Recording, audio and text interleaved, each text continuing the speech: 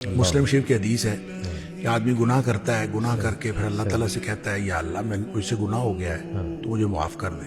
تو اللہ تعالیٰ فرشتوں سے کہتا ہے کہ یہ جو میرا بندہ ہے اس نے گناہ کیا ہے، کیا اس کو یقین ہے کہ میرا ایک رب ہے اور اس کو یقین ہے کہ میرا رب معاف کر دے گا؟ اور فرشتے کہتے ہیں یا اللہ یقیناً اس کو یہ یقین ہے، اسی لیے تو آپ سے معافی مانگ رہے ہیں. اللہ تعالیٰ فرماتے ہیں میں نے اس کو معاف کر دیا. کیا بات.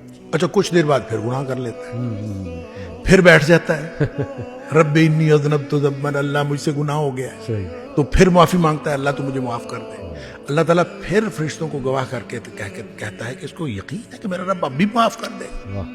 اللہ تعالیٰ پھر معاف کر دیتا ہے. سبحان اللہ. پھر تھوڑی دیر بعد پھر اس سے گناہ ہو جاتا ہے. صحیح. اچھا اس کا مطلب گناہ کے دوبارہ ہو جانے کے ساتھ اس کا تعلق نہیں ہے. صحیح.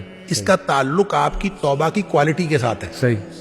کہ آپ نے توبہ کس قسم کی ہے. صحیح. اگر توبہ کی کوالٹی ٹھیک ہے تو گناہ معاف ہے انشاءاللہ. حتیٰ کہ مسلم شریف کی حدیث میں آتا ہے کہ نبی پاک صلی اللہ علیہ وسلم نے فرمایا کہ اللہ فرماتا ہے پھر کہ اب میں نے اس کو ویسے ہی معاف کر دیا ہے، یہ گناہ کرتا رہے، توبہ کرتا رہے، میں نے اس کو ویسے معاف کر دیا.